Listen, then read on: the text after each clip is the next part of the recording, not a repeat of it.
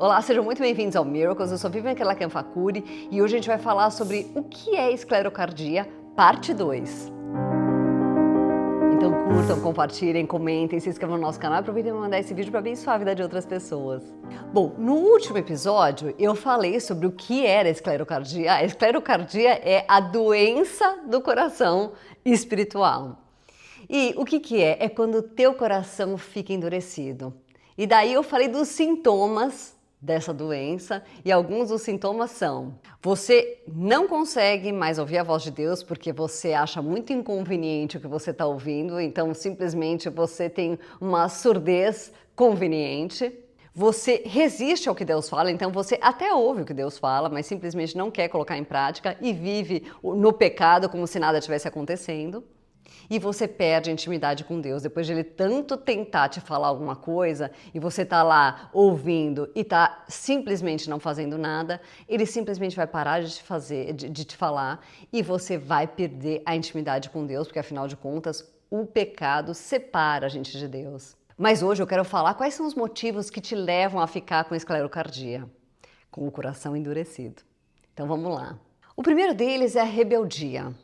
Você se apaixonou, infelizmente, se apaixonou pelo pecado e você simplesmente quer ficar lá no pecado, não tá nem aí e contanto que a sua carne esteja sendo muito bem atendida, para você tá tudo bem, você vai continuar então lá no pecado por causa de rebeldia. O segundo é a teimosia. Você entende que Deus não quer que você faça alguma coisa ou que Ele quer muito que você faça alguma coisa, mas você é teimoso, você quer permanecer lá e quer ficar lá e não quer sair dessa posição teimosamente.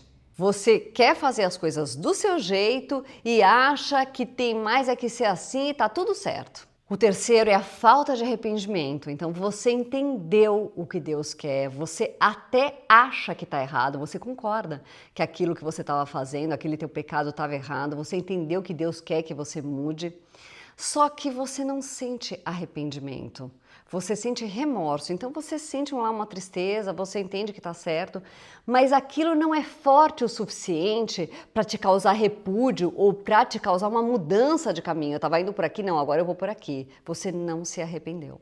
Outro motivo é o orgulho. Então, você acha até que você está pecando, você entendeu o que Deus te falou, que você estava pecando, né? O Espírito Santo veio e te mostrou que aquilo é pecado. Só que por vergonha você não quer mudar porque você é orgulhoso demais para admitir que você estava pecando, que você realmente estava fazendo uma coisa errada. Você acha muito humilhante ter que admitir publicamente que você fez uma coisa errada, então você prefere ficar assim. E o último motivo é a preguiça. Você sabe que está pecando, você concorda com Deus que aquilo está errado, mas você acha que vai dar muito trabalho ter que mudar, que vai ser muito desagradável ter que mudar, então você acaba ficando assim mesmo e nem sequer ora. Como evitar essa doença espiritual? Como evitar a esclerocardia, a dureza de coração? Em primeiro lugar, ore. Jesus pediu para a gente orar todos os dias, pedindo para não cair em tentação.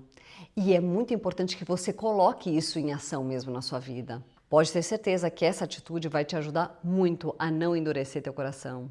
Em segundo lugar, peça para Deus sondar o teu coração. Se tem uma coisa que traz umas respostas bem rapidinhas, é quando você faz esse pedido para Deus.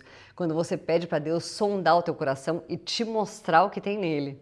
Normalmente não demora nada para Deus te mostrar o que tem no teu coração e não é nada agradável ver o que realmente tinha lá.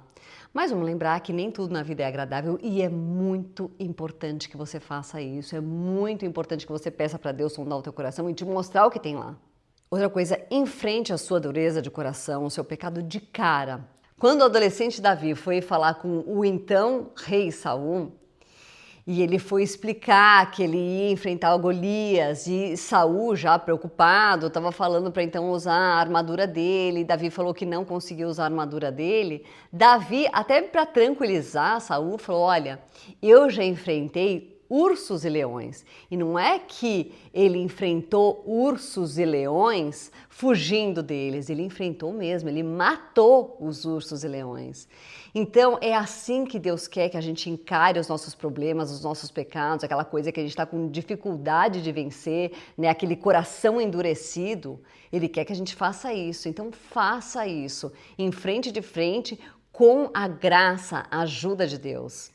Você pode ter certeza que Deus estará com você. Quando você pedir graça para Ele, quando você pedir força para Ele, para enfrentar os seus pecados, Ele vai estar lá com você te ajudando. Ele vai te ajudar a enfrentar teus pecados.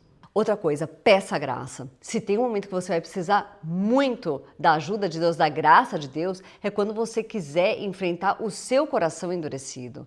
Você vai precisar da ajuda de Deus. Se você não sabe, a graça é uma força capacitadora que Deus dá imerecidamente para nós, para a gente poder fazer as coisas que a gente não está a fim de fazer, as coisas que a gente precisa fazer e que a gente não tem força ou não tem vontade de fazer. Outra coisa, tenha um discipulador. Olha o que diz Tiago 5,16. Portanto, confessem os seus pecados uns aos outros e façam oração uns pelos outros para que vocês sejam curados. A oração de uma pessoa obediente a Deus tem muito poder. Então, é importante que a gente confesse os nossos pecados uns aos outros. Vamos deixar bem claro que, para ter o nosso pecado perdoado, a gente precisa confessar os nossos pecados a Deus. Para ter perdoado, para ter o pecado tratado é que a gente deve confessar uns aos outros. É óbvio que você não vai sair confessando os seus pecados para qualquer pessoa que te aparecer pela frente e até para pessoas que são líderes na sua igreja. Não. Você conheceu o líder? Você então convive um pouco com ele, veja se você acha que ele realmente é confiável. Veja se ele não abre segredos de ninguém, confissões de outras pessoas com você. Se você vê que então aquela pessoa é confiável, aquela pessoa então pode ser uma pessoa que vai te discipular. Se na sua igreja não existe esse hábito de discipular, então escolha uma pessoa que você considera bastante madura na fé, uma pessoa que seja muito fiel a Deus e muito confiável. Então pergunte para ela se ela está disposta a ouvir algumas coisas suas, a te ajudar, né, a crescer espiritualmente. E se ela estiver disposta, daí sim você pode fazer dela uma discipuladora. Um bom discipulador pode te ajudar muito a vencer o pecado, a vencer esse coração eventualmente endurecido. Bom, hoje eu vou ficar por aqui, então curtam, compartilhem, comentem, se inscrevam no nosso canal e aproveitem para mandar esse vídeo para abençoar a vida de outras pessoas. Fiquem com Deus.